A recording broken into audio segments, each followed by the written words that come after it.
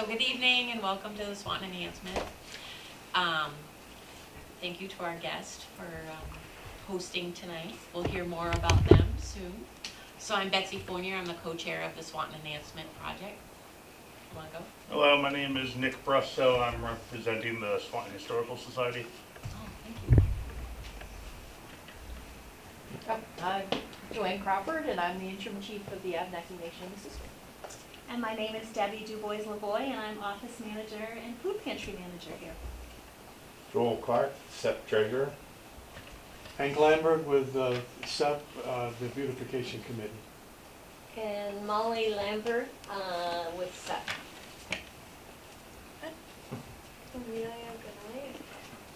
Darcy Benoit, Community Economic Development Committee. I'm Shelley Robtoy, and I'm SEP, and I'm Beautification Committee as well. I'm Bona Silva. I'm on the board of directors for the Swanton Arts Council. Good evening. I'm Matt Walker, State Representative for Swanton and Sheldon.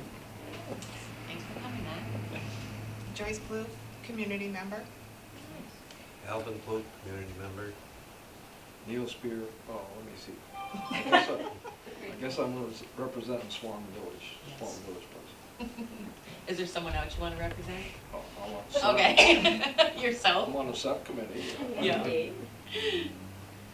Siobhan Cooper, Oh, yep. Siobhan's back there. SEP co-secretary, Yep. communications chair, Yep. serial volunteer. Yeah. That's the truth. So we might as well kind of get our little business out of the way before we go to our Abenaki Nation of Mississippi update and kind of overview. So I don't believe we have the minutes here this evening, but we will get those out. Siobhan, did you want to speak on that? Yeah, my apologies. I looked to go print some and I realized I never sent the email, and I made intricate, detailed minutes to help boost communications. And it wouldn't be fair to be like, approve these 7 pages right now. So I'll get them out to you, and we could probably do a vote approval through email, right? Yeah. Thank you. So we'll move on to Joel with the finance update. Okay, I just made 5 copies of a budget overview. So if you want to just share or just pass it along. So unrestricted, right now the balance is $10,001.13. And there's been no activity since the last meeting, last report. So the balance in the unrestricted, $10,000. Restricted has a balance of $15,593.98. 3,800 of that is committed to the LVRT project that has the matching funds with the state. Activity since last report, we had 6 donations for beautification, totaling $2,400 or $2,472.78. We had 1 reimbursement. And then what I don't have on here, because I haven't deposited it yet, I have 1 check that came in the mail just the other day for $900 something for beautification. And I'm told there's a couple checks they left at the VFW for me, and I can't get them till tomorrow morning. So beautification, you can think, has at least 1,000 to 1,500 more than what I'm going to report here in just a second. They are knocking it out as far as their fundraising this year. Very impressive. So in the restricted category, the balance by category, bikes and signs has just the $88.95 left. 3,800, we haven't spent any of that yet, and I'll talk about the LVRT project in a minute, but that 38 is committed, so technically there's 3888.95, but we've already committed to 3,800. Capacity building, we still have 1477.25. Substance abuse, 1567.99. Beautification has 4787.17, and like I said, you can add another 1,000 to 1,500 to that. I don't know what the checks are at the VFW, but I know there's a couple there. So again, they're doing really well. Their balance will be up very close to 6,000. Marble Mill, we have that check that was presented to us from the chamber for $815. Grant writing, we just have a minimal balance left of 5762. And then we are carrying a 3,000 for the mural project. That we were allowed to carry over for another year. I have had nobody ask for any of that money or do not know of any plan for that yet, but maybe tonight we may have some insight on that. And that is the budget report. So I don't know if there's any questions. Anybody have any questions? We've got some money to think about some possibilities of, especially in that unrestricted account. I know that we wanted to use some of the money for signage for the LVRT, so, That's what that 38, I think we're gonna yeah, carve some out of that. Yep. Yep. yep. Just to amend the beautification committee effort, our goal this year was to raise $5,000 by donations. And right now, what we have in by checks and commitments is $6,700. Whoa, That's- awesome. So we exceeded our goal and due to generous donors in the town. Yeah, you guys have been working really hard. Very impressive. Very I impressive. just have to say that Hank has done amazing work to get so many new people in the beautification committee. It's really exciting. 22 people on that committee. 22, yeah. That's great. Now, thanks to Siobhan for putting the word out too. Yes. Thank you. All right, so you guys can kind of take the floor.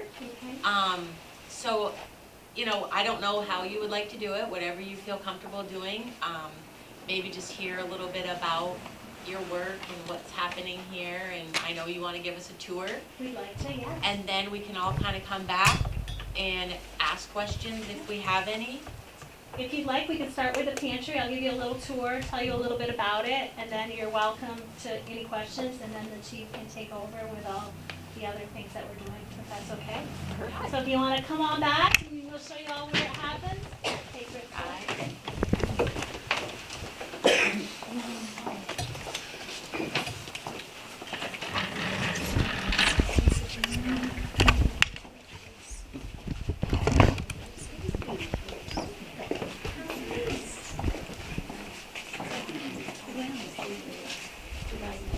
The shelter was pretty I did some volunteer work though. Oh, you did? Yes, yes. Lives somewhere. Yes, it's very organized, it's very clean. We got a wonderful bunch of people. Take a peek around. So,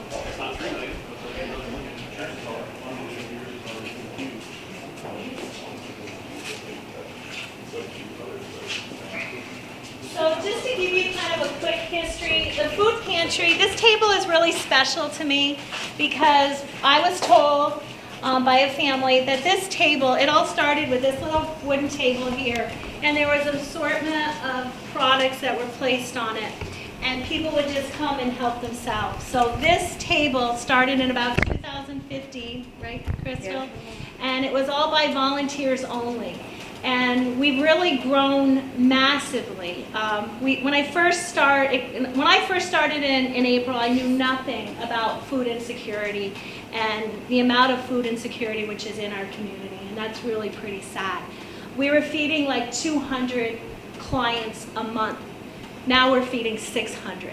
Wow. This last month was 600. Pre-pandemic, we were in this closet here. That was the food pantry. That little area, yeah. And then we've just grown in here. We work very closely with the Vermont Food Bank. We partner with them. We pick up Hannaford's in St. Albans on Saturdays and Sundays, and when they call us, along with holidays, because nobody else wants to work on a holiday, but the Lampman family will go on the 4th of July, on Memorial Day, and on Labor Day, and we stay here and we wait for a truck to come. We also work closely with Costco's, which is another partner, which we pick up twice a week on Thursdays and Fridays, and I don't even know what we would do without Costco's. We also have partnered now with Maple Fields. Their boat of sandwiches, salads, and wraps. I pick up on Monday, I pick up on Wednesday, and I pick up on Friday. And we get cases, 5 to 7 cases of fresh sandwiches, which we pass out on Monday. And when we close, we get rid of them, and there's a fresh batch on Wednesday as well. So we also just barely partnered with the General Dollar store here in Swanton, and we should be starting to pick up from them by next week. We survive solely on donations and grants. And a lot of grants come from the Vermont Food Bank, which we are a member as well. But now what we're finding is grants have limitations. Grants have requirements, and you need to follow them. So for example, for Vermonters Feeding Vermonters, it's a wonderful grant. It's like $5,000. But we need to work with a local farmer, which is wonderful because we've delivered we made great relationships with these farmers. But of course the cost, you don't get as much bang for your buck. So you really have to follow those requirements. Like I said, the Vermonters Feeding Vermonters, it's been really tough for us because with the 3-SNAP program being cut, with people's, their funding cutting, that's really affected us. There was another meal program, which is Everyone Eats, which we were getting 75 meals every Wednesday. That stopped in March, the end of March. So the state of Vermont has the hotel up here, which they're housing folks, but they have no way to prepare food. So we really need to look into that there's some sort of kitchen for these folks to be able to prepare a meal. All they have is a small room. They're not allowed a hot plate. All they have is a microwave. Well, when you have a young mom with 2 kids, how can she prepare a meal? For example, we gave her a little fryer chicken. One of these moms, she says, I can't take it because I have no means to prepare that. So I think we really need to discuss this with the state. If they're going to house people in this facility, they need to have some sort of a community kitchen with a full-size refrigerator, a stove where they have access to prepare more than just a quick meal on the run. I've learned a lot. I have an amazing, when I say amazing team, we have 2 part-time ladies and we have volunteers, and they work so hard, as you can see. This place is spotless. Our goal is to get rid of our refrigerators and our freezers and make this kitchen, which we no longer use, into a walk-in cooler. Well, actually, we're going to do a cooler freezer so we can store more, more produce, more food, whatever. So, it's really a learning experience. Numbers are really important for our clients. Everything is confidentiality is huge. When I first started, people were accessing the pantry through the front. No longer are we doing that. They call in. We do have to take a name of the town that they're from and the amount of people in their family. Just because we have federal, USDA meats and things, we have to keep records on that. So they call in, tell us, how many are in their family. We do not let them come in here and shop because it didn't work out. They just come in and the meat, they take so much, so we try to make everything go as long as we can.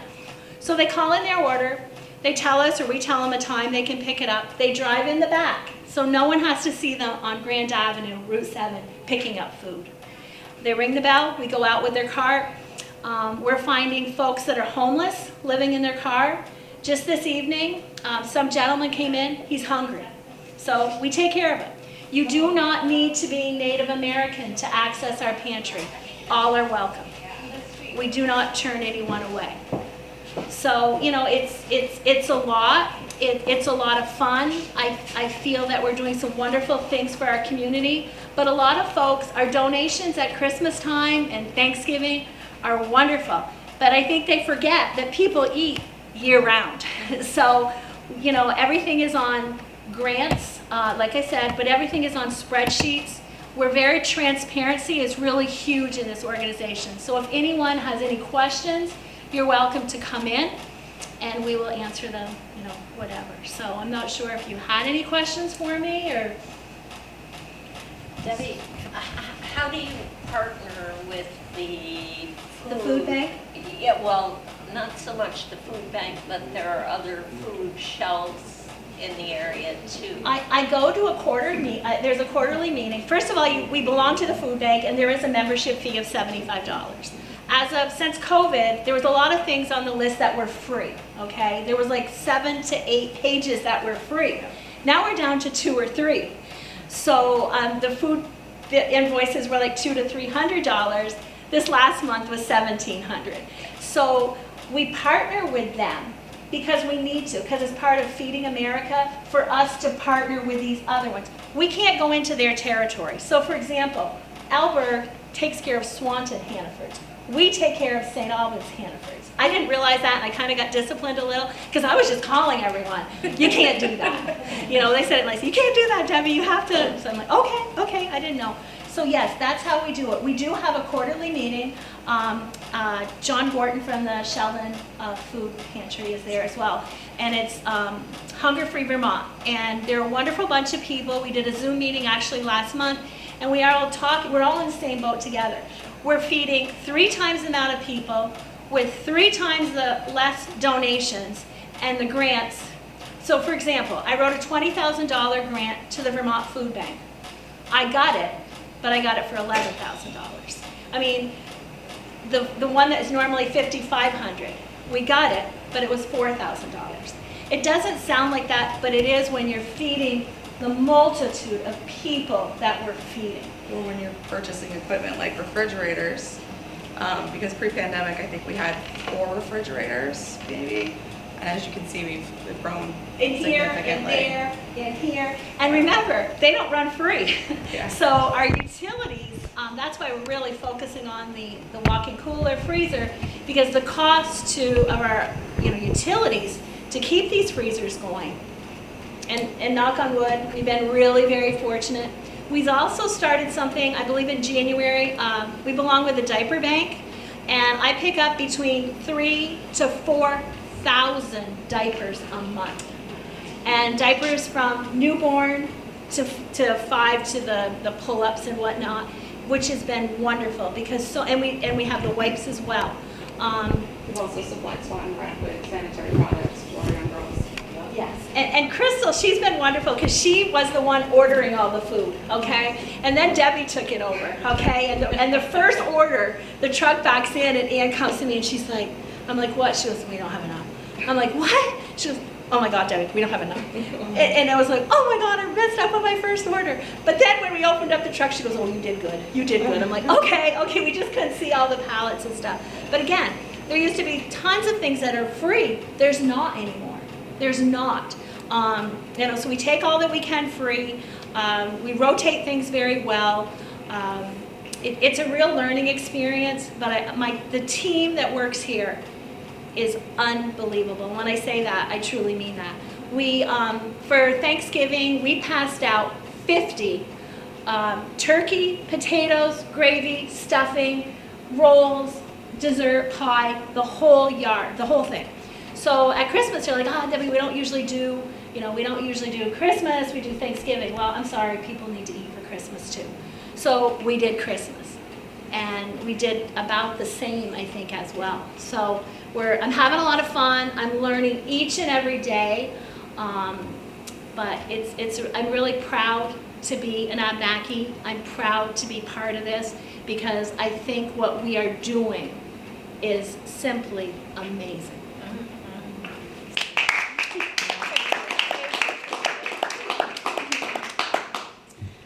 So do you have any questions or something you wanted to ask? Sure. Yeah. How can someone in this room in particular help you? Can help me? Yeah. That's... Well, of course, donations, getting the word out, tell people what we do, tell people how many we feed. I know that on your budgets for the village and the town, people put you on the list to give money, be it to the beautification, be it to the Humane Society, be it to any of those organizations. But for some reason, and I'm not quite sure, we've never been on it. And I called Reg, and he's like, oh, you need to call the town. So I did a letter, and do I go to a meeting?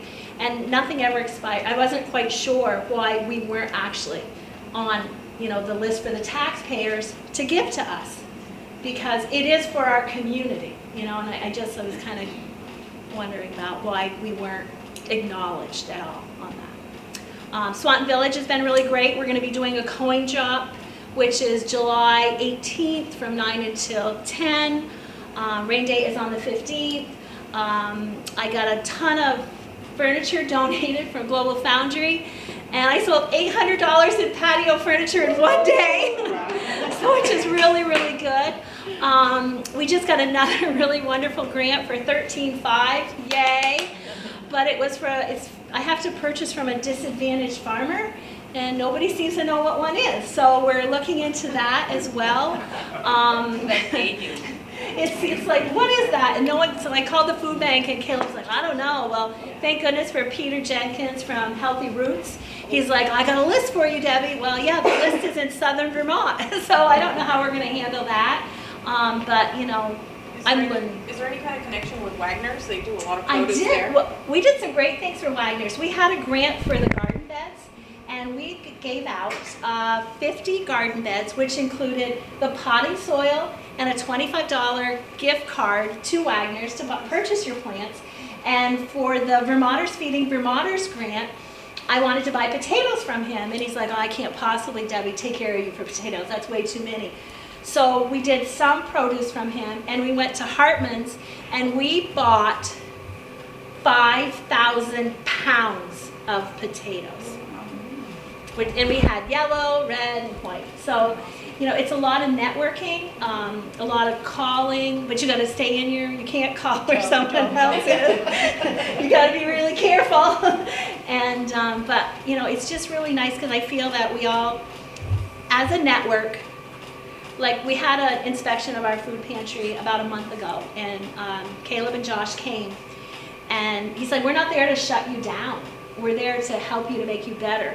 So when I first started, nobody had been qualified for Serve Safe. So when you run a food pantry, you have to be qualified to pass out food and know about expirations and all that. So all of my food pantry staff, we took it as a team. We took the test as a team, which was really fun. We all passed it. We did that. We also have an inspection. Cody Hemingway came and checked because we have to be sure, you know, mice, rodents, whatever.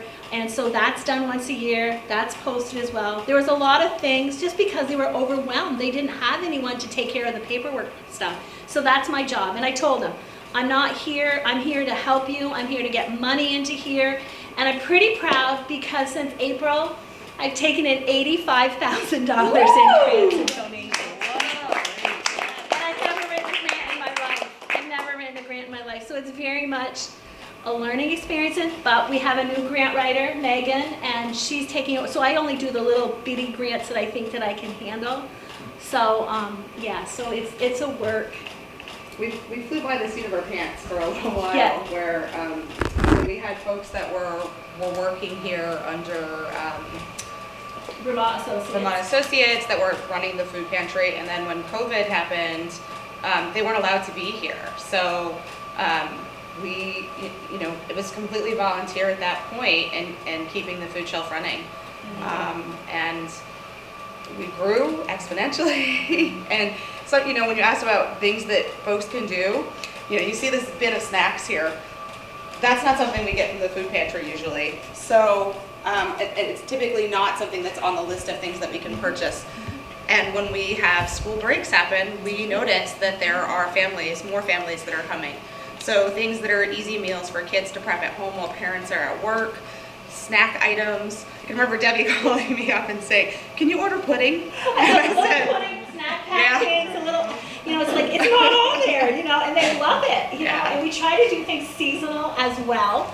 And, you know, it's just, it's a lot. I don't know how they did an amazing job. I don't know how you fed as many people. You did it. It's a team. It's a team, and it's because people love their community. You know, people love this community and all the people in it. I would also, you know, we have a lot of dedicated volunteers, and that's what keeps the doors open. And Deb came in and just hit the ground running. There was no pause. You know, she came in, she hit the ground running, and this is what. I don't know if that's true because I was trying to help, you know, I'm trying to help, and they were being polite to me, and I'm like, and Ann's like, oh no, you're doing good. I'm like, no, I'm not. I'm just in your way. And so now, because I always come with them and I support them as far as the food bank truck. I'm here on the holidays with them because that's what it's about respect. You know, I respect them and they respect me, and we work together. And now it's like, Ann doesn't tell me what to do anymore. Like, I was just breaking the pulled pork on the floor. I'm dropping it, and Butchie's like, watch your toes, Debbie. I'm like, okay, Butchie. So it's like, you know, they trained me really well. I came in knowing nothing, and they really trained me well. I think you found your niche, Debbie. I think I did. This question's more the weeds, but I was an AmeriCorps volunteer for a year. Yeah. Have you tried using the AmeriCorps to get like a grant and a volunteer here?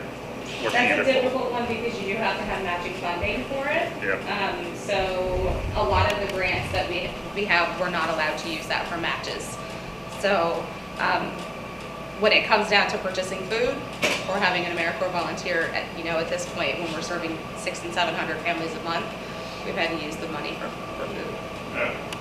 The grants are really they're very restricted. When I get a grant, I always call them and I say, okay, explain this to me, because at one time, not on my clock, someone had bought a freezer and they weren't supposed to. It wasn't allowed. And that doesn't look well. So I think it's really important when you get funding that you expend it the way you should. One of our biggest things that I find the hardest is finding funding to support our part-timers, okay? You used to get a ton of volunteers, but what we're finding, people that are retired folks are getting second jobs. They're not volunteering anymore. So thank God for the Vermont Food Bank. The $11,000 is for my part-timers. And so that's really great. And then Ruby gave me another one. And I'm like, so because you can't count on volunteers. All these people say, oh, I want to help. Okay, will you run to I can't today. I got a doctor's appointment. So it's better for us to have these part-time because they volunteer a lot of time as well. They're not paid for all their hours, for sure. So it's really important that we have that staff to keep this place like it is. Another question? Keep asking them. I hope I can answer. Help me, Crystal. Just to clarify, when it comes to people getting the food, there's no income or resource test? Yes, there is. We have to, because we belong to the Vermont Food Bank and the USDA foods that we pass out. It's very simple though. It's just one sheet. And the income there's no follow-up on the numbers, but you have to be, so you say your name and you look, pretty much a family of 4 in today's world will qualify for it. That's very specific for the USDA. We will say though that our goal was to make this a low barrier food shelf, and that if people come in need, they walk away with food. That's right. We're not a police, Yeah. When someone comes in, we're going to feed them. We're not. What I'm really excited about is we're finding a lot of elderly people, retired folks that need just a little bit to get through the end of the month. They are accessing our pantry, which I am really happy that they're taking advantage. During COVID, we were making deliveries to homes so that we can ensure that our elderly community members have food. And are you the only active food shelf in Swanton currently? No, the Catholic Church, which is funded by the church. I believe, according to Carlotta, I think they do like 120 folks a month. So you can see where we're like, quite a bit, substantially larger. We also give out COVID tests. We give out we'd love to get into some more products like shampoos, conditioners, soaps, things like that as well. But again, we have to look at the grant and see what the grant allows us to purchase as well. So Debbie, is there something that you use that you need? Cereal. Cereal is huge. Okay. Cereal just flies out of here. Milk, we would love milk because what we pass out is the little cartons of, shelf life milk, which we end up having to buy again. So cereal, milk, the puddings, the little snack food, granola bars, any of those quick foods for children that can prepare a meal, something quick for themselves for a snack after school if parents aren't there. I mean, just this winter, a little guy got locked out of his house in his underwear because his parents are working. Thank God, Ann and Butchie were here picking up Costco's. And so just quick foods are great, shelf-life things that would be a real plus for our pantry. So Debbie, what's the most nutritious cereal? Because there are a lot of cereals that Well, we have like the cornflakes, I'm looking at them, cornflakes, the toasted oats, the shredded wheats. We do have like tricks and things. Another thing, there's another food drive coming, which is next Saturday through the post office. And poor Eric Kilburn, he was so, I shouldn't say this, but he said, Debbie, I'm embarrassed to give you this stuff. Because what we got was rusted cans, dented cans, and a lot of it was expired. And that was really, he goes, I'm sorry, Debbie. I'm like, it's nothing to do with you, but we're gonna have a food drive on the 13th of May, which we will be here accepting that stuff. But he said it's nothing like it used to be in the past. But again, families are struggling. Look at the cost of groceries. I mean, look at the cost of eggs. Look at the cost of living. That's right, that's right. So I'll just add to that. What Eric has said is that the people with the least give the most when they have those food drives. And that's so true. Now, is there something that you cannot donate? Baby formula. Okay. We don't get into the baby formula because you got cough medicines, things like that. We cannot take venison. Just because everything has to have a trail, if there's something wrong with it. Because a lot of people think they want to give us a cow. We can't take that unless it's butchered by a USDA and packaged the same way. So a lot of people will say, oh, I want to give you this.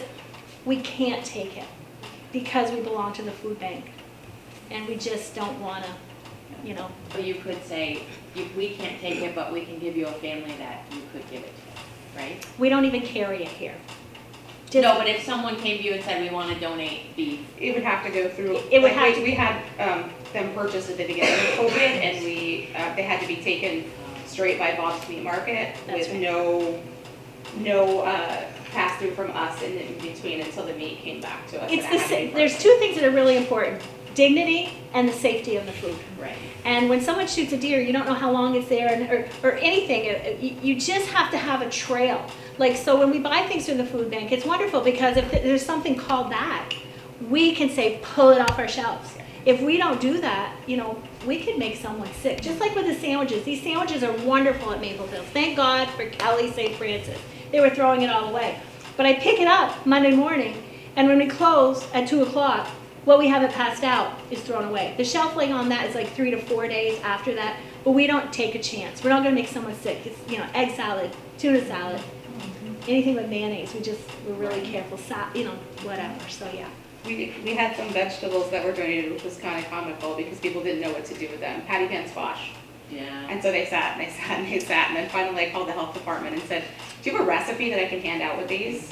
And so they gave us recipe cards, and then we were able to give them out to people because they didn't know how to prepare them. That's right. So. And we do a recipe of the month. We come in the pantry and we look at like what we have a lot of. This last month was baked twice potatoes. It would be a goulash. And what we do is we have a little bag. They have their little Abnaki recipe card. And everything that's in that bag will prepare a meal for them. So we're getting really creative. I think next month is, pulled pork sandwiches, because we got a bunch of free Kaiser rolls from the food bank. We got the pulled pork, which we've got a freezer full in there. So that's going to be our May of the month. So we're having a lot of fun. I have to say, it's a lot of fun. Have you done cooking classes through the Notch Social Grocery Store? Actually, Donna, a girl that's doing our chronic disease grant, Donna is doing healthy cooking classes, and I think she's doing them in the Swanton apartment area, I want to say. Yes. That's an option. I think that the grocery store in Richford is the only social grocery store in the state of Vermont, and they have a great team that go around teaching people how to cook fresh vegetables and things that they're not used to cooking. There's a group of seniors that cook with the rec department all the time, so. And that must be where Donna goes. I think, isn't that where Donna goes? She was doing something with the rec. So yeah, I'm pretty sure. Yeah, she's going. So yeah, she's doing that. As far as us here, we just got to be careful because again, guidelines. You have to have, you have to be qualified just to cook food. There's serving food and then there's preparing food. There's licenses for that. And when you have the state of Vermont and you have the food bank involved, you gotta follow the rules. You get in trouble. You don't want to get in trouble. So. question? Sure. So in terms of what can we do, I'm listening carefully, but it sounds like to me that cash is that freedom Yes. of putting the cash in the right place, and then you and your team make the decision of where it will have the most Exactly. benefit. And So that's- it's that The buying power. It gives us more buying power because, you know, we can go and just buy a case of something that we're lacking. And you're right, it just gives like tuna fish. If we or something that's on sale, look at the grocery store, buy one get one free. Right. It gives us buying power. Like the turkeys, which were like 29 cents a pound. So we could. That's why we were able to not just do Christmas for these folks. We could also do Thanksgiving and Christmas. Yeah. So yeah, the buying power. So if you were to make the donation, and maybe we could put that out, Siobhan, where did Siobhan go? There she is. It would be made out to The Abnaki Food Pantry. There you go. Because and then those people will know that. And we would love that because again, like I said, November, December, the donations were unbelievable coming in. We were just like, oh my goodness, isn't this wonderful? And then they stopped because it's like, but people eat from January till November. So, and we're really good. I mean, everything's on spreadsheets. We can explain every purchase that we make. So yeah, it's transparency and it's huge. And we try to work with local vendors whenever we can. So, we've done purchases with Dave DeSorsi at the DeSorsi's Market. Sure. Yep. We've worked with Box Meat Market before. Whenever we can, we try to help other local businesses as well. And David was wonderful because he packaged the meat as we needed. We did hamburger from him, we did stew beef, and we did chicken. He was unbelievable. Throwing in a box of hot dogs or a case of mustard for me. Guy Swanier, another local farmer, Vermonters feeding Vermonters. We did the stew beef from him, we did chicken from him, we did pork from him. The veal was not good. People weren't excited about that. But it was just really nice to have that relationship with that local farmer as well. When you asked about how we cooperate with other food banks or food shelves, we had Costco donated eggplant parmesan. Oh my gosh. We had cases and cases of eggplant parmesan and nobody wanted them. So we offered them up to the other food shelves and said, is this something that you think that you can use, that you can get rid of? And John Gordon took some for Sheldon, thankfully. 14, and we're not really supposed to do that. And I'm like, John, I've got so much, I can't. And he goes, what do you got, Debbie? I'm like, I got eggplant lasagna. He goes, oh, okay. He goes, how much you have? 14 cases. Bananas. Oh my God. We had so many bananas. We had cases and cases from Costco. We had, I don't know, like 100 or so watermelons because they weren't Costco standards. Because they were wonderful, cute little watermelons, but they weren't big enough for Costco to sell. So Tony's like, you want it, Debbie? We're like, yeah. Ann and I opened the car and like, phew, they're like bowling balls all coming out.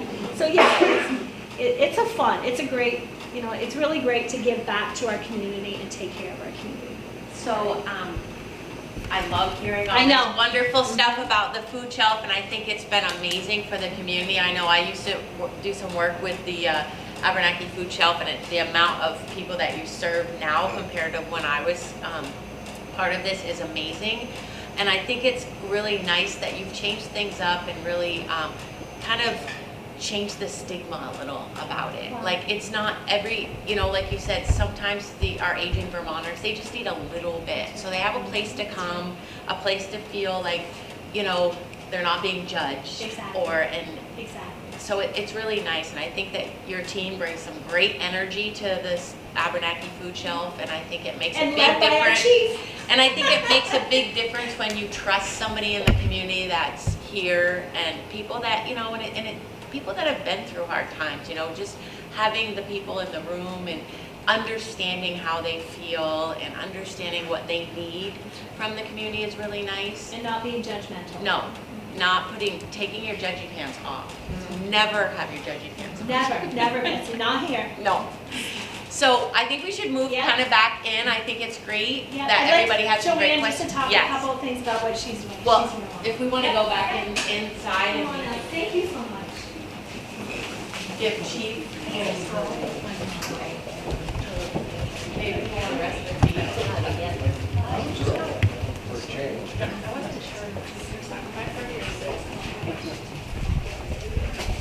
Maybe people want to rest their legs a little. Yeah, sit. Yeah, it's hard to stand on concrete for very long. Well, we used to do Zumba back there, and let me tell you, it was killer on you.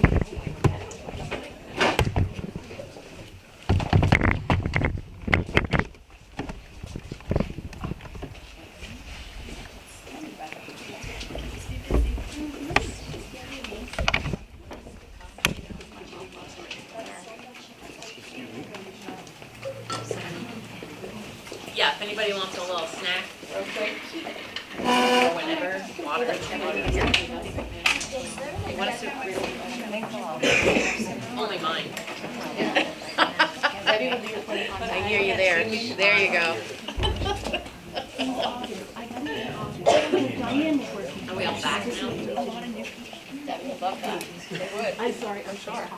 No, it was perfect, it was perfect. All right, so Chief, you can have the floor and tell us more wonderful, amazing things happening. Yeah, we have a lot of really great programs going on. But you know, they're all made possible because we have some super amazing people that work here. They just are unbelievable. But I do want to start by saying that this week is Abenaki Recognition and Heritage Week. The governor has proclaimed it yet again, May 1st through May 7th. And for this week, something we were able to get up and running, which I really didn't have much to do with, Faith DuBois, who also works here, she put up the story walk. Asban, the Abenaki story about the raccoon, and it's a really fun story. So if you haven't seen it, go check it out. It's the library story walk. So yeah, we have a lot of really great programs happening right now. A lot of them tend to be around health and wellness because we have a really great partnership with the Vermont Department of Health, and they provided us some grants for like the COVID, helping us with COVID. They still provide the clinics here once a month. They provide the tests for us. They started doing flu shots in the winter for us. So we do that. We also have a chronic disease grant. We are just at the end of the 5-year grant, but it was to handle hypertension and diabetes because the rates of diabetes and hypertension in the Abenaki community are very high. So we've offered programming. Donna Tonietti is working on a hypertension class right now. And she will be doing a diabetes prevention class. If anybody wants to join it, they are for everybody. We don't say that if you're not Abenaki, you can't join. We don't say that. If you want to join, call Donna. She'd welcome having people take part in that class. And so we do a lot around health and wellness, and we've done walking events. We do yoga. I don't know, is yoga still happening? Chair yoga, meditation. Yep. So we're doing lots of good things around health and wellness, and we invite the whole community to participate in these things because I think, it's important for the whole community to be healthy and have these options and find something that works for them to stay healthy. So, we want to try to offer as many really good options as we can. We will be offering the Chill program again this year, which is the skateboarding program for youth. So down at Marble Mill, Chill, which is Burton, comes and they bring all the skateboards, they bring helmets, they bring pads, and then they have some people who are really good at skateboarding come and kind of show kids how to skateboard and spend an afternoon eating snacks and skateboarding. Last year it was really fun. And they're going to do it again this year. I don't think we have the dates yet, but be on the lookout for that kind of information. Cooking classes, really trying to do healthy cooking classes, and last year we did a bunch that were indigenous recipes, and we had some of our traditional crops like Penobscot pumpkin, and we had some flint cornbread, or cornmeal made from flint corn, there we go. And so that happens at the rec center kitchen. And so we do those, and I think we're going to continue doing those because, again, those are part of the chronic disease grant that we have. So I think we're going to keep trying to do that because everybody seemed to really like those. So let's see what else. We did a snowshoe event in, It didn't turn out to be a snowshoe event. It turned out to be a walk around There was Old no Woods. I think we'll try February next year or something but we had fun. People walked around the trails and then they came back in for cider and I told the story of Asvan. So that was fun and it was in the winter. Sometimes it's really hard to find, ways to exercise in the winter, but that seemed to go over really well. See, what else do we do? Stop grant, stop and Oh, the Voices. STOP, right, we have the STOP and Voices grant, that's around domestic violence, so if any folks need to, if anyone needs to come in and talk, doesn't matter, male, female, whatever, come in and talk. Michelle is always available to feel free to call her, and I think, is her card over on the table? Yes, and she will meet you remotely as well. You don't have to come in the Mhm. office. Right, so her card is over there if anybody ever needs, spread the word. Vermont Adult Learning. Vermont Adult Learning, right, we still have that going, and that's been going on for years and years and years out of this building. The play group on Monday. Oh, right, and thank you. Love you, little darlings. Right. Art journaling. Art journaling, yeah, we have so many great things, but the Mothers and Babies, that's a new one that has started here. It's like helping out new moms, that have little ones, and we're hoping to provide the mom support as well as having sort of a playtime for the kids too, so, and that's right here in the office. We are working on a cultural center back there, that old building. At some point will be a nice cultural center and we'll have a lot of programming happening out there where we have more space and Debbie doesn't have to listen to drums and. They were cute. I love Mondays. So, The yeah, canoe just, event. what's that? The canoe event. Oh, we have the canoe event coming, we did that last year, it was up, Max Bend? That huge canoe, people can come and join and ride down the river and back, and, Chantel always has the best weather for that, I swear to goodness, it always is beautiful. Our Whenever drumming we- grant, your drumming grant. Oh, and we just got a grant for the creation of a drumming circle. We're gonna train 3 people to be trainers, and then they will be able to work with the community to provide drumming circles. And we are hoping to be able to buy all the drums, so. So that's another grant, hasn't quite gotten off the ground yet, because we just got approved, so, but you'll be hearing about that soon too. B class in June. Oh, is that already? Okay, yeah, and B B. class. We're gonna Thank have God B class. Debbie's here. We eat a lot. Wellness event in the park. That's right. That's being changed, the last year we had it, and it was great, but this year I think what we're gonna do is we're gonna do like a wellness drop-in, where the folks will be in here and people can come in and get their, blood pressure taken, their sugar checked. I was just talking to UVM Medical Center today and they were just like, we have all these great things we wanna bring in and we're gonna weigh people, and I'm like, all right, I draw the line there. I'm not bringing that scale. But they have a lot of good things that they're trying to bring in, and we have cornbread kits that we want to give out this year. So anything else? We've done braiding sweetgrass. Yeah, sweetgrass. Oh, with right, the faith. book, That's the right. book, That's right. book club, right? Yeah. Hydrate and paint and hydrate on Oh, yeah. Sunday here. Yep. Yeah, there's a lot going on. Lots of good stuff, so. So you have such amazing things happening. How do we hear about them? How do we find out about them? How? We always advertise on Facebook, right? We're good on Every time- Facebook, our website, we have little flyers we hand out. We use the Swanton community page. Thrifty Living, where's the other one? There's another one. The signboard in the park usually. Yeah, when the sign in the park, yes. But our Facebook is usually a good place, or, yeah, and a lot of times we post it right out front too. Out in our building, yeah. Do you any kind of monthly newsletter already? Yes, we do a newsletter right here in We the do quarter. a quarterly one. Yeah, it's hard to pull together a monthly one, but we do a quarterly one, and we do try to put it into the community so Yes, we do. everybody can check But it with out. our new website, we will have a weekly Yeah. of all those things that are happening for the week, and Right. a monthly one as well. Yeah, we have we're working on a new website, it's gonna be beautiful, and it's gonna have everything you wanna know on there, so that'll be another way. Can also help folks, explore your heritage to see if you are in fact Abenaki. That's something that, we've been working hard on for several years. is helping people discover what their heritage is.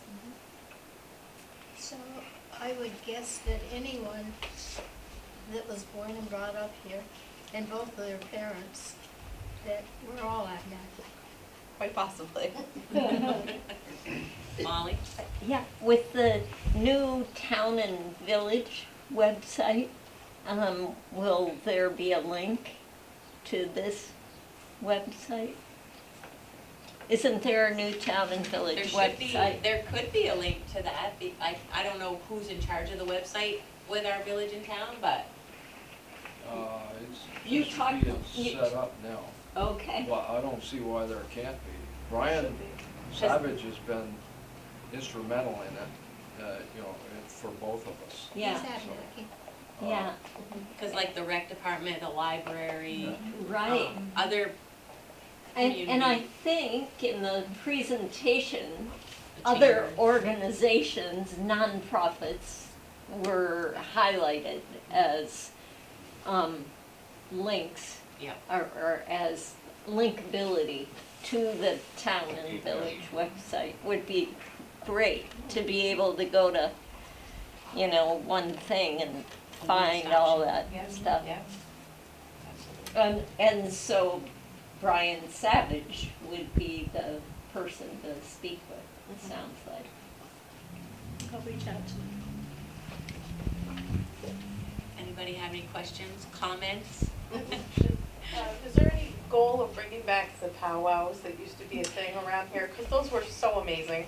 Funny you should say that. Yes.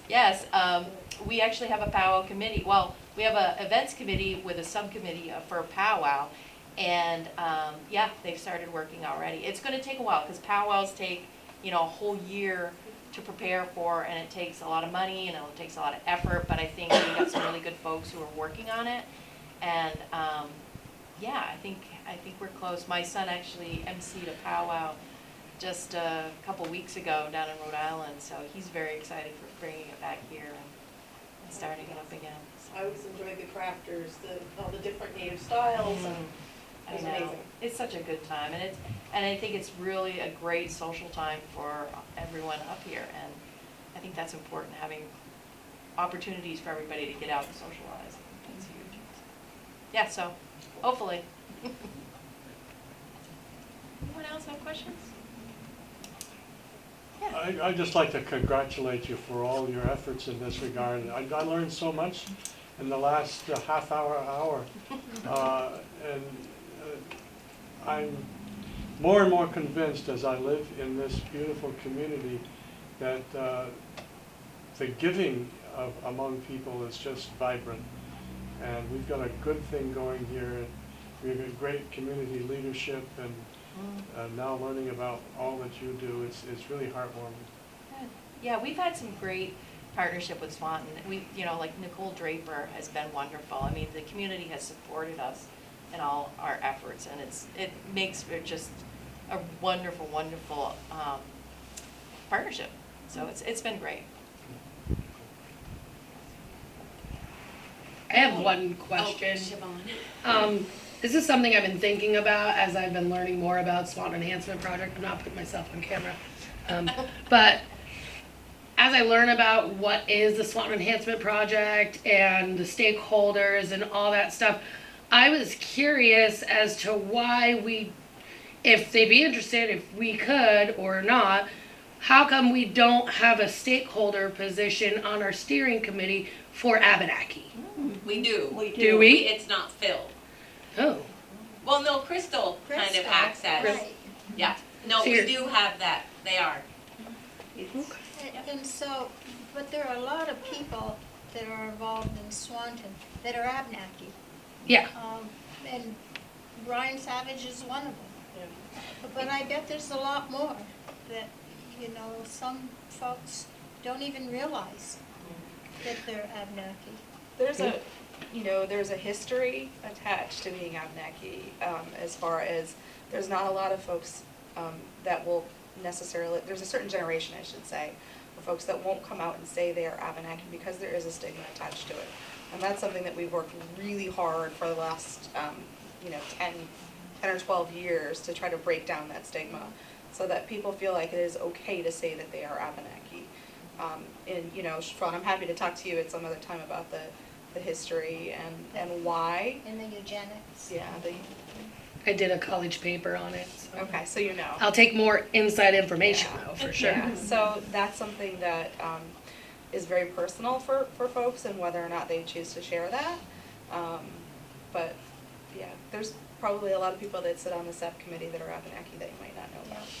Okay, well, maybe in the future, like we could, like, if we have the time and whatnot, if we do stuff, that like we have our moments for each person to do an update, we could hear from you also, not just healthy communities and everything else you do, but Abenaki as well. I would say one of these ladies, you know, is probably more involved with the day-to-day than I am. My mom works here, but yeah, I've moved on to other stuff that's taken up a lot of my time right now, so. So I think you both are on our email list now, so when anytime we have a meeting, you're always welcome to come. If you have something to share and you can't attend, then share it and we'll kind of broadcast it the best we can. That's great. So and there's always a seat at our table for anybody. Thank you. And I'm glad that we had a good turnout tonight. I think it Great was great. turnout. It was nice to hear all the wonderful and amazing things that you're doing in their community, and I think what you're doing is making a huge difference. I mean, it shows in your numbers, and it's just the activities and the collaboration and the partnerships that you guys are doing are amazing. It's so nice to see, and it was really why we wanted to come here this evening, just to kind of hear about what wonderful things you're doing and how we can support that and just share with our, you know, our neighbors or our coworkers and our friends, just what you're doing and how to access what's happening here. So thank you so much. Thank you. And the timing was great. We are right on schedule. Perfect. So basically, we're just gonna kind of pop through our committees and just do a brief update, and then I think Joel has an update on the LVRT, and then we'll be out of your hair. So, I think I might skedaddle. yeah, but no, yeah. Absolutely. Thank you so much, Chief, for Absolutely, absolutely. being here. Thank you Thank you. again. Sure, very much. sure, absolutely.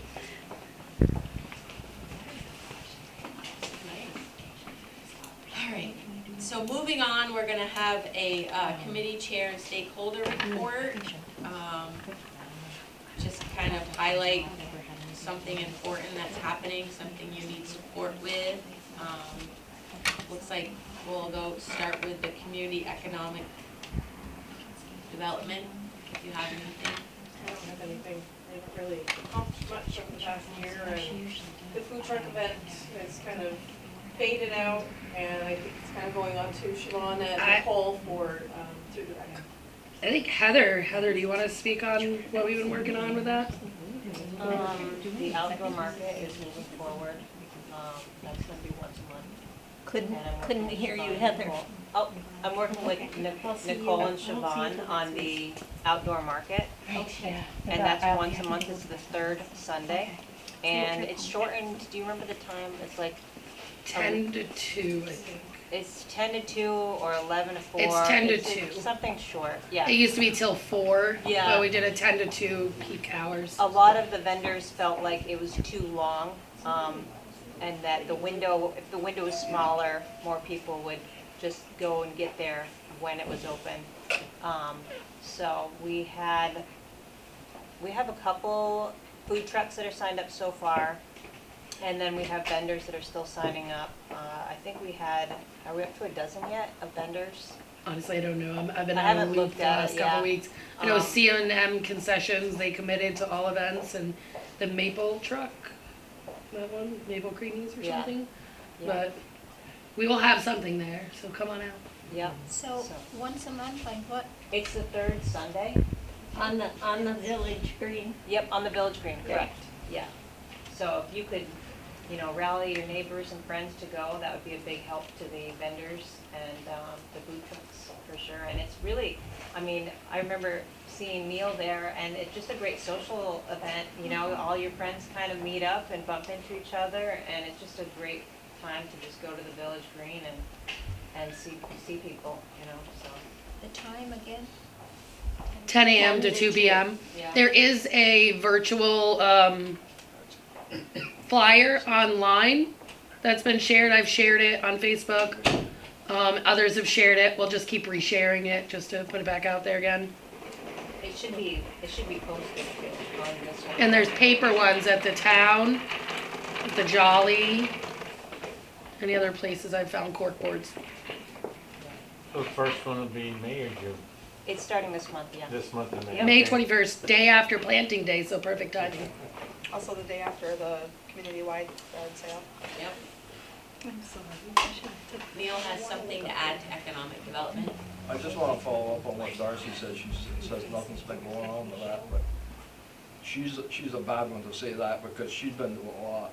And I'd like to personally thank the downtown area is bustling now finally, thanks to the ladies of downtown Swanton. Woohoo! Everyone, Jeff Domi and Gordon Winters will screw, will holler about, but every business that we've got downtown is run by a female now, so. And we've got 2 storefronts that are full and they're booming, and Darcy's ringer in that, and I heard rumors that there's going to be a downtown business association to try to promote more downtown. And we're looking, well, we're thinking we're going to get a bakery there downtown, and that's a female business too. So this is, the economic development for downtown is really looking a lot better than it did a few years ago. So. Well, it's because of all the groundwork you all have laid to make that happen. And SEP has had a lot to do with that too. Yeah. Not directly, but that. Oh, yes. But like Directly, But absolutely. like we're talking about community, everybody is getting together and is finally jiving here. Now, Which is isn't great. the village and the town working together on the economic development of downtown Swanton? Some, Okay. yeah.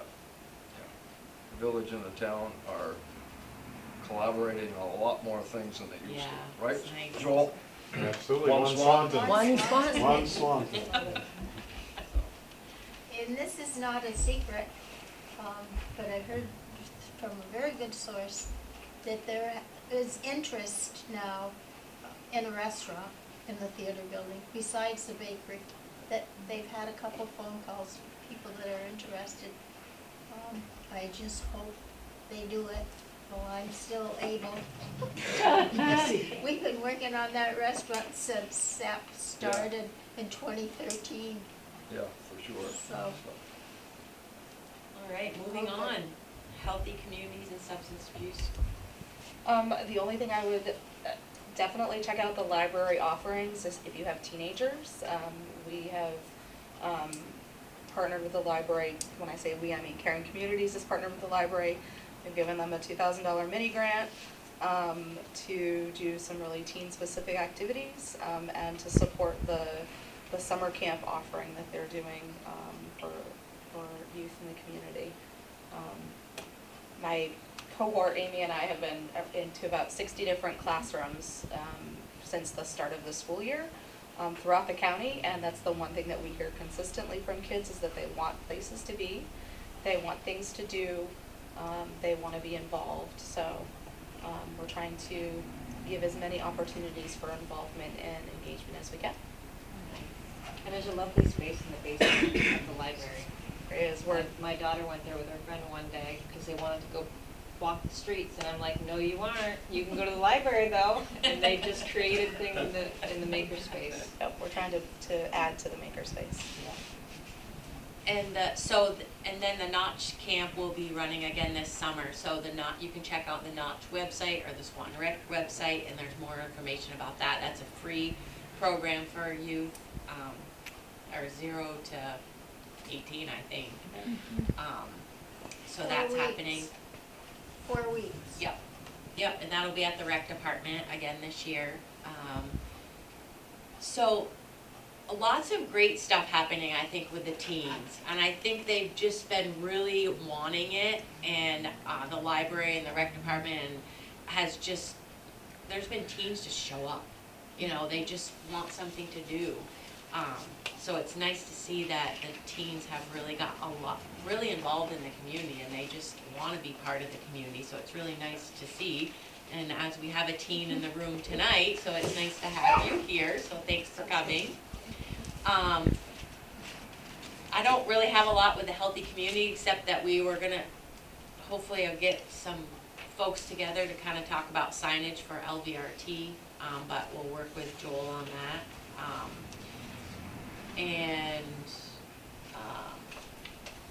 Yeah, that's about it. Beautification, rocking it. We're rocking it, yeah. You're blossoming, I should say. Yeah, well, we're so excited in our committee. We have now about 22 members who are active and raring to go. Over the winter, we developed a 7-year plan for improving the downtown village area, the 5 entrances into the community in particular. And I'll just highlight some of our goals: building 2 new street-side flower beds every year. We're going to do something nice at Veterans Park. Joel and Frank Shumway are involved in that. We're going to renovate 3 of the beds on the village green. Increase the number of planters on Merchants Row, Cody's Diner, hopefully, and we're adding 4 bridge boxes. We're providing, thanks to Siobhan, working on a little program of incentives to create street-side plantings on private property, particularly the 5 entrances into town. Planting 10 new street-side trees every year.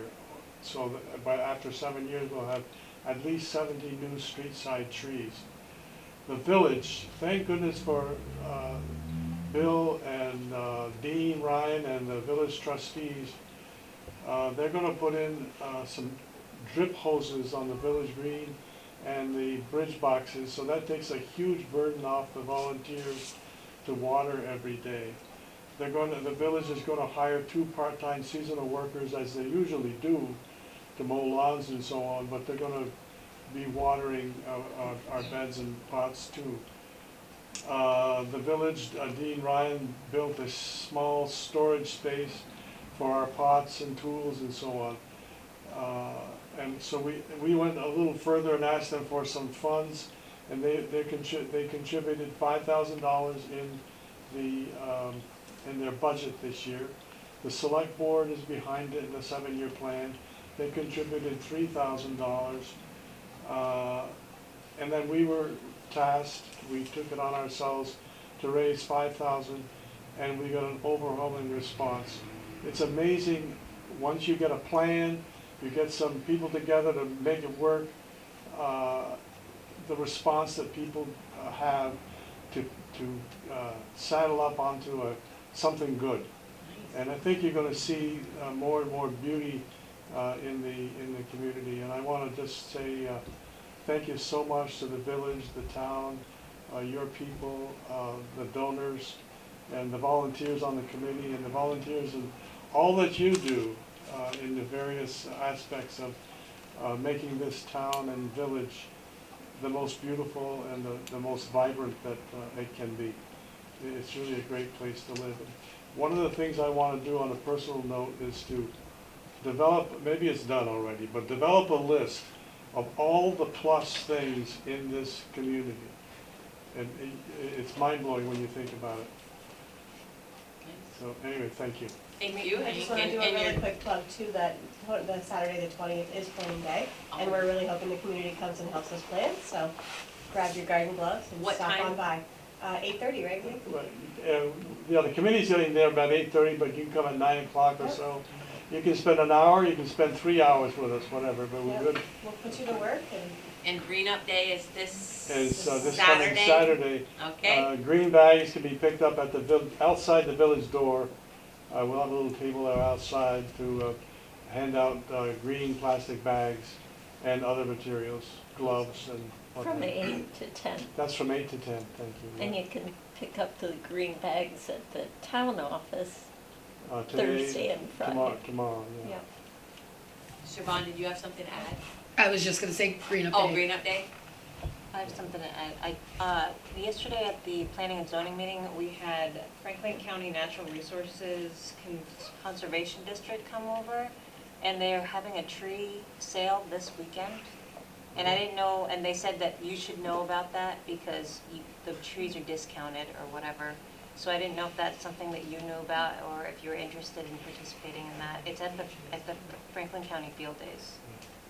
So, but I don't know if you have specific trees that you, like a Yeah. height, like you want to get the 12 footers Yeah, or the what? trees that they sell are very small.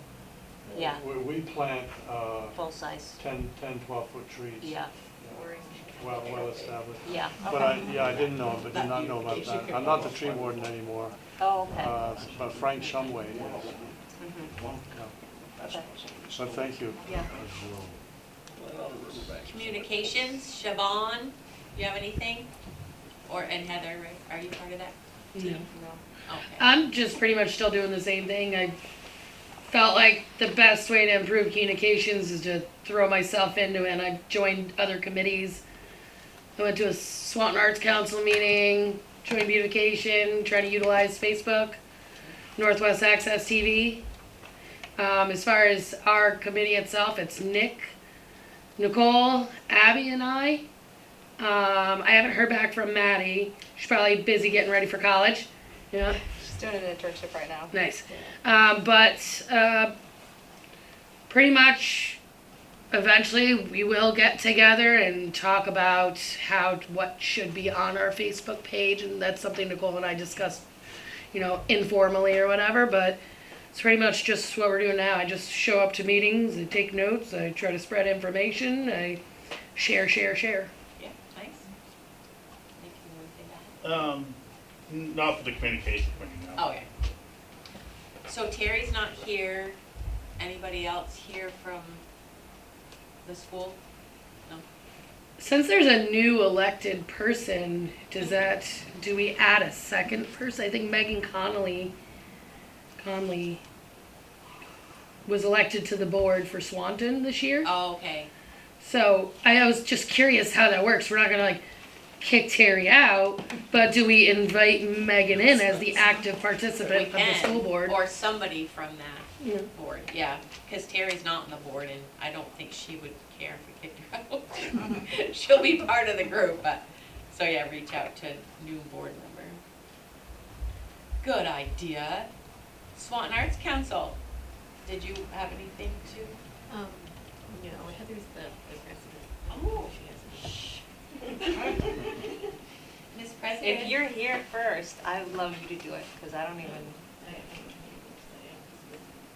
She's just observing. Okay, I will say something then. Okay, so the Swanton Arts Council, as you probably have already heard, received a large $5,000 free art program grant, and they've been just dispersing the money through different organizations. I think the Abenaki was part of that too, where people come forward with an art idea to do a paint and sip or to do some kind of creative endeavor, and then the Arts Council funds it.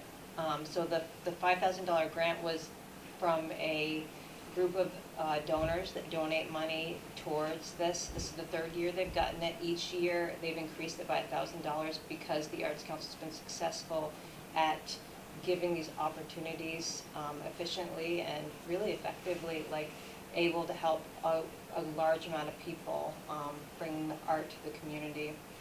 As we know, art and creativity is like such a huge piece of economic development and just growth in general for the community. So anyway, so the Arts Council, I'm pretty sure they have like a class just about every single week for like 3 months. A lot of people come forward, say, I have this idea to do this. This is how many people we can serve. The library's been a huge help with that, giving us a location. The Swanton Rec has also been a huge part of that too, giving us a location where we can host these events. And so that's our big thing that we're doing right now. There's a lot of changes happening in the Arts Council right now. We're kind of re-evaluating what the presence that the Arts Council should have and what our goals are moving forward, how we can be the best that we can be for our community. And so that's pretty much, if you guys have any questions, I can try to answer them, I'm not sure. Yeah, that's our exciting thing, that was the grant. Thanks, Heather. Yep.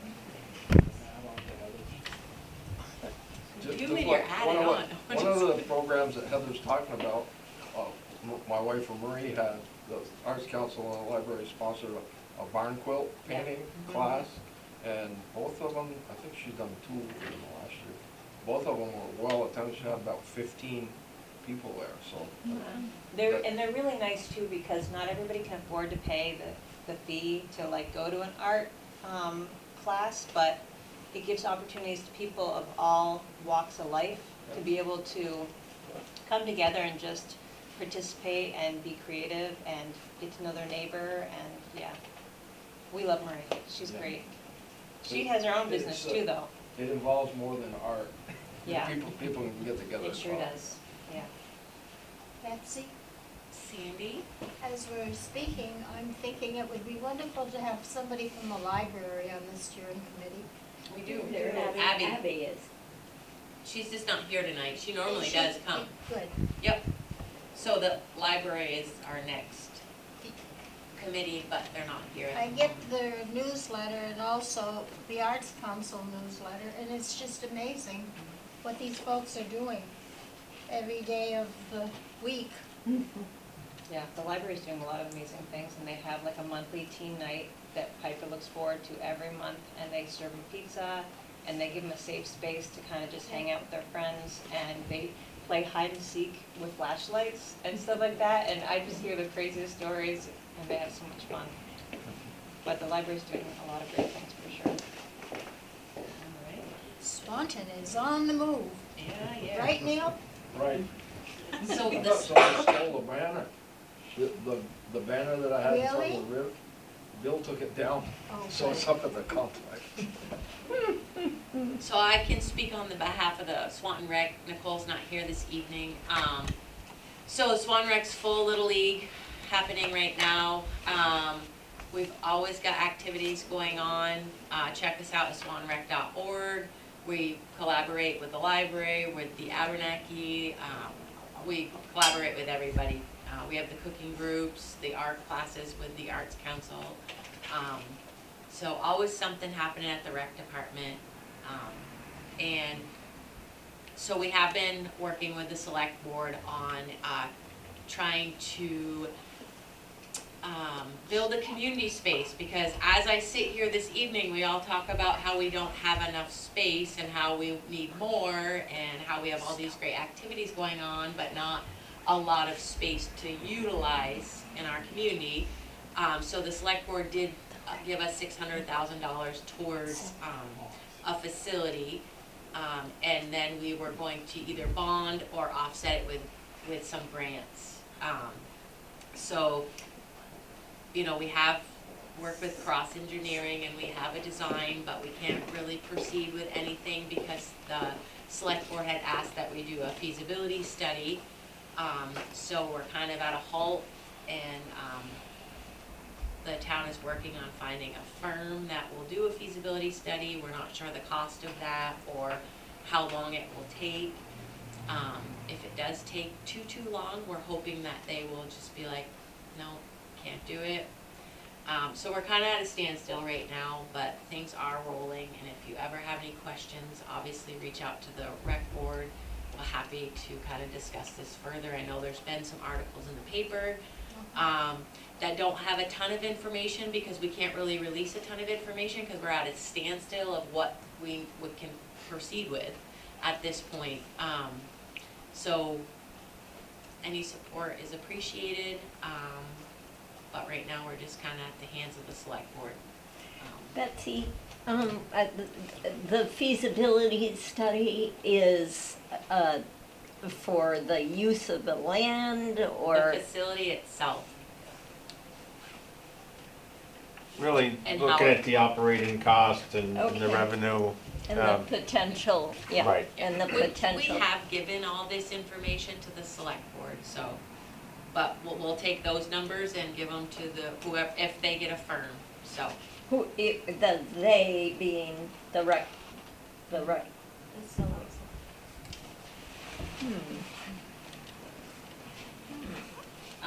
Historic Society. Sure. So we recently had a really successful program on the Riviera about a week and a half ago. For when it was held, but I thought it was pretty successful. We also have some programs coming up on Swanton and the Civil War. So that's going to be coming in July, the anniversary of Gettysburg. And I'm going to try to do a program myself later that month on Vermont, Northern Vermont, the Revolutionary War. I've been opening up the Historical Society room in the library every other Saturday. So not this Saturday coming up, but next Saturday that's going to be open. So if you want to do some research about Swanton history, feel free. And I don't have an exact date on it, sadly, but the People Museum will be opening in the next week or two. Also part of the Swanton Chamber of Commerce, I can give an update on them. Sure. Yeah, they will be not too much happening. There will be a meeting on the Feast of the Swans this Wednesday at 7. So if you want to make your opinion on the Feast of the Swans, feel free to come. And Flags in the Park are going to be happening in May. Usually that happens the Saturday before Memorial Day. And the next big event they will be doing is the car show, July 29th starting at 9. Sweet. Well, thanks for coming.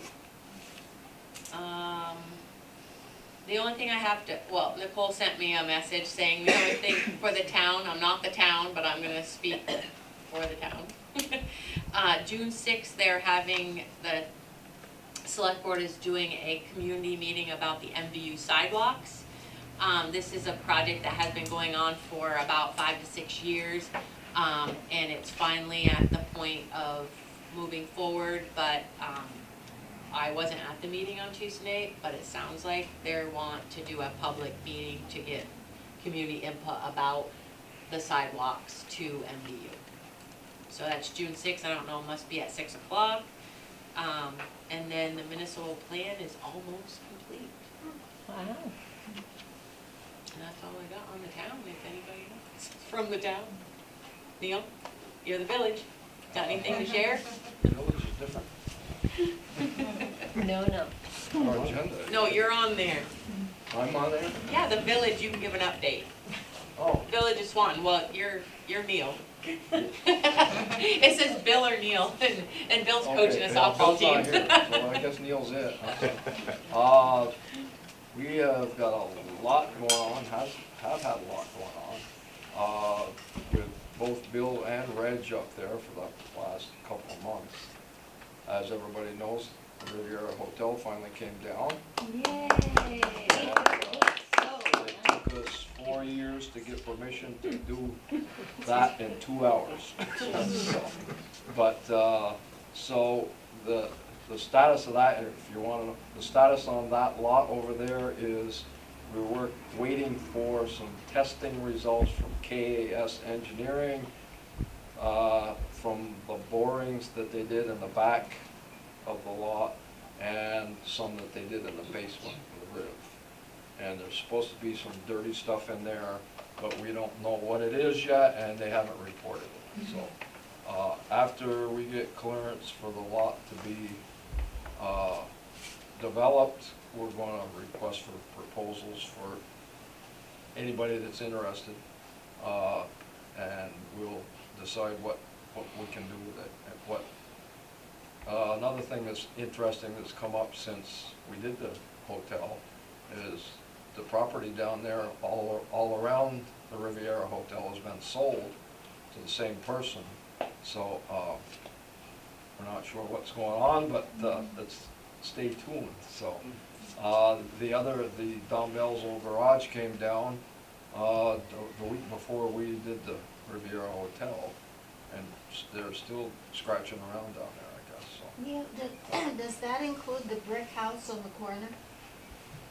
Not yet. But we're looking forward to putting the sewer and water up to the airport. They've started work on the closed the airport down now for the runway improvements, and that's gonna be closed till October, I think, so. The village has purchased the lot at the end of Merchants Row, and we're gonna put more parking down there. We've been leasing it from the owner, so we've purchased that. We're getting ready for the new water line under the river down off of Webster Terrace, down by Fournier's old house there, down there. And that's on the slate. We've also purchased the old Carroll Concrete lot and hired an architect for new facility there and improving the village facility. So we've got a lot going on, so. And it's all positive. Yeah. Hopefully. All good stuff. And we've been working with the town. Honestly, the town and the village have been working really well together. And they, like Betsy said, we're collaborating with the town. Not too much yet, but we've got a lot of plans for downtown. And the scoping study that was done a couple of years ago is ready for the engineering. The design has been approved after the public meetings, and it's ready to go out for bids now, and we're hoping to do some intersections downtown this year.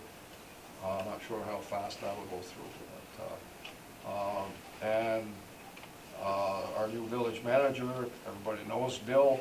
He's from Swanton. He hit the ground running. He's loving the job, so kind of got to pull back on the reins a little bit. He's a real terror there, and Reggie's like, whoa. So, but like the new website for the town and village should be really great, and we'll be able to include a lot of other stuff. But I will warn, if somebody wants to know about something, you've got to go looking. It's not going to come to you. That's what historically has happened in the past. Somebody wants some answers to questions, they don't come to the town clerk's office, they don't come to the village office. Well, you should come to us. Well, let us know. You've got to get a hold of us first, and we can point you in the right direction. So. What's your vision for the Carroll Concrete site? Police and fire station. It's already in the architects. We hired Wyman Lanphier to do the design work and renovate the existing complex in addition to that. Because the police department is, I don't know if you've been in the village office, but the police department is in two little rooms, or 3 little rooms. The office staff, we've got five or six ladies in the front office, plus Lynn, and so we're just out of room, and it's not ADA approved. The heating and ventilating system is a disaster, and we've got a lot of the equipment is out in the parking lot, which should be in the garage. So total rework of that complex. I have a question about that. So as you see yourself moving to the new building so that everybody has enough room, I heard you guys don't have a jail cell, is that true? The police station, the police don't have a jail cell? Is that true? A holding cell. Sorry, a holding cell. They have a room that somebody's kicked holes in the sheetrock. Yeah, so the sergeant's office is used as a processing room. Okay. Okay, so as you do that, do you think that you'll be able to open up that room available for people to use for a community room again? I know you guys used to be able to rent that out to birthday parties and stuff like that, and we really lack having an ability to have a community space that can be utilized for families that want to have a birthday party or something like that, or meeting. You mean like the auditorium now? Yeah. Which Right. we're now using for office space? It's now, yes. Yeah. Do you Well, foresee that opening up again? That's in the hands of the architect now.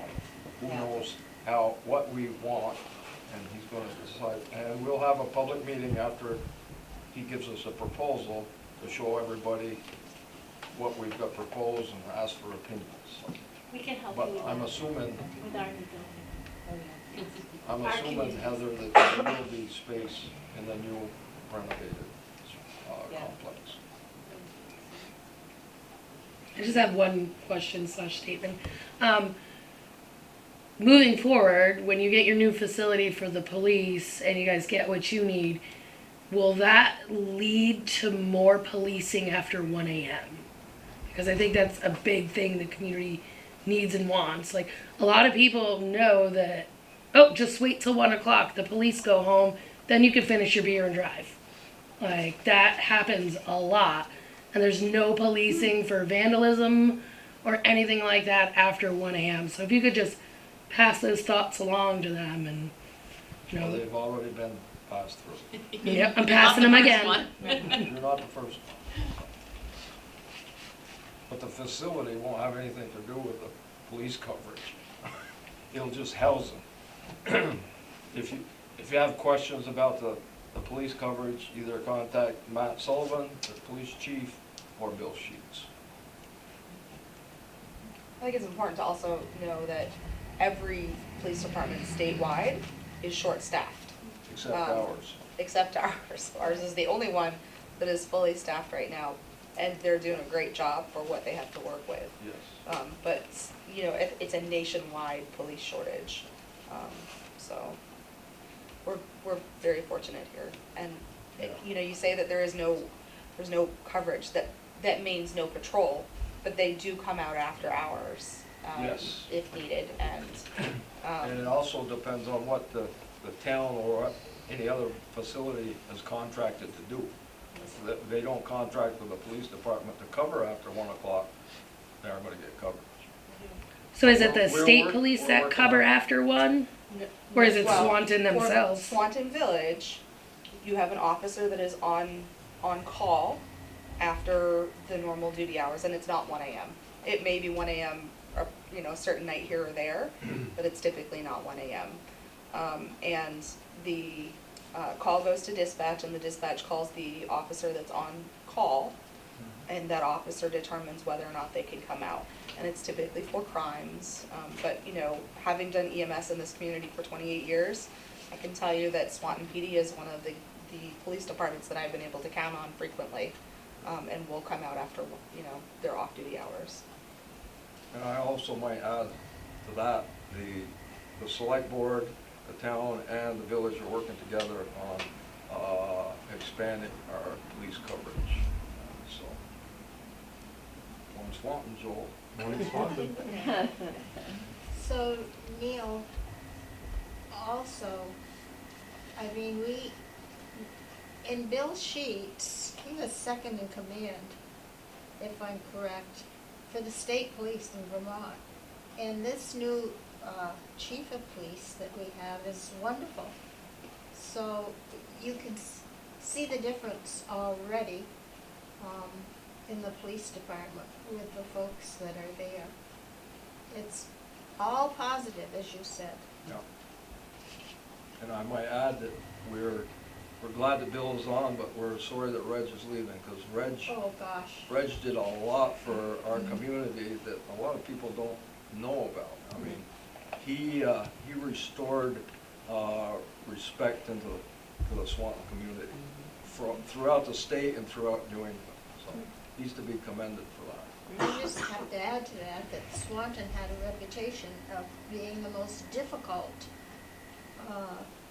village to work with when Reg came in, and Reg changed all of that. I mean, his doors were always open, and yeah, can't say enough good things about Reg. And fortunately, he's not really leaving.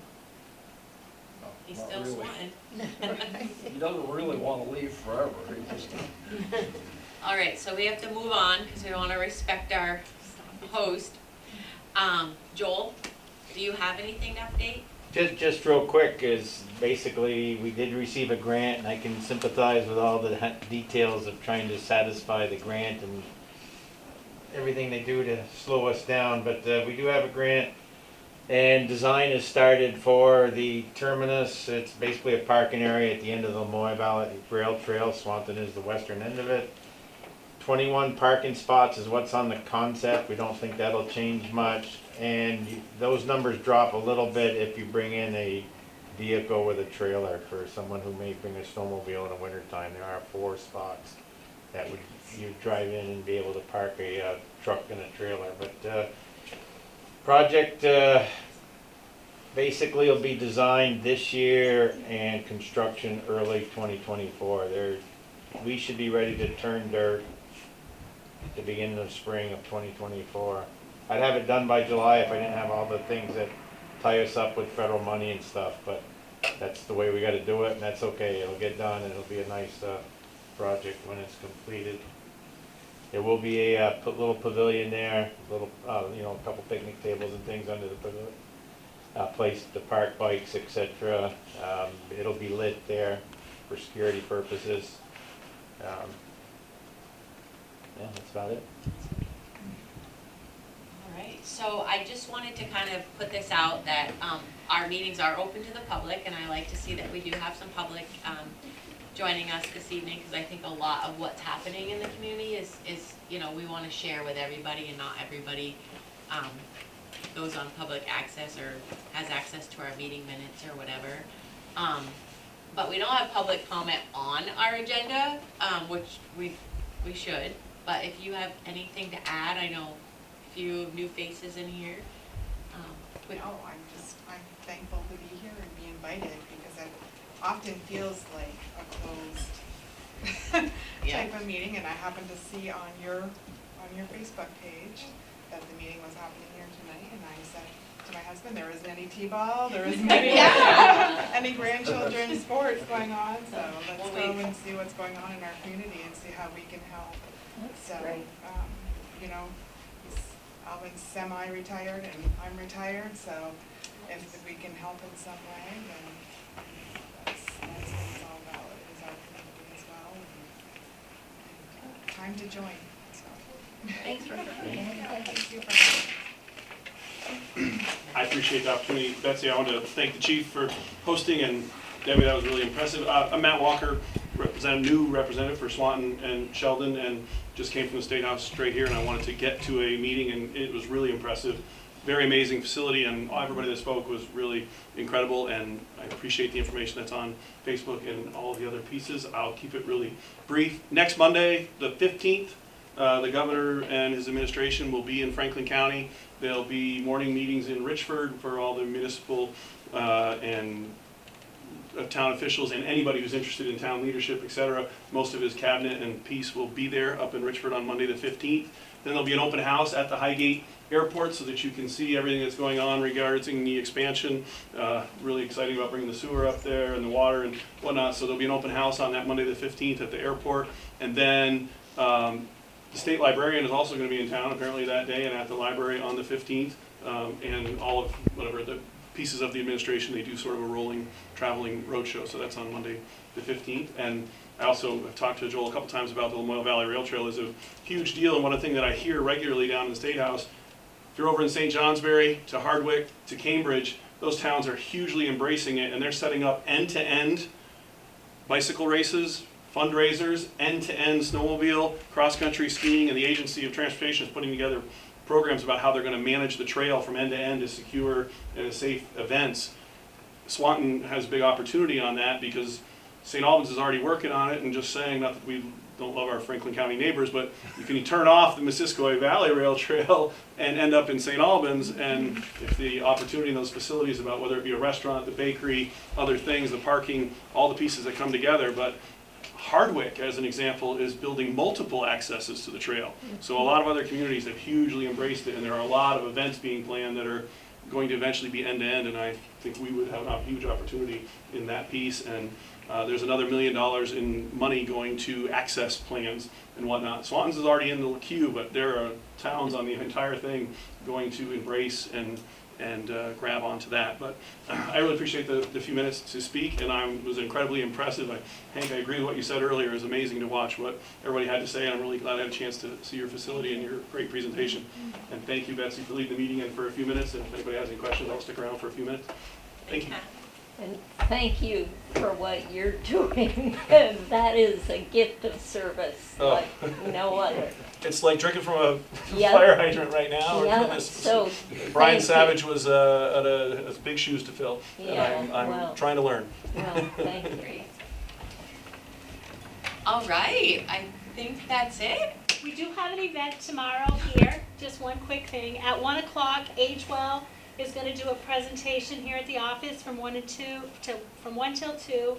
And what it is they can help folks if you're at home, you maybe need some skilled nursing, or just to show the services that they have available to elderly people to keep them home and keep them safe. So 1 till 2, you're welcome to stop in here to the office tomorrow. Thanks.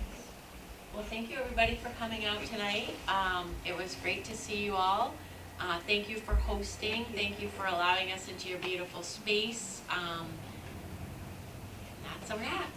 And that's, Thank you, Betsy. thanks, Betsy.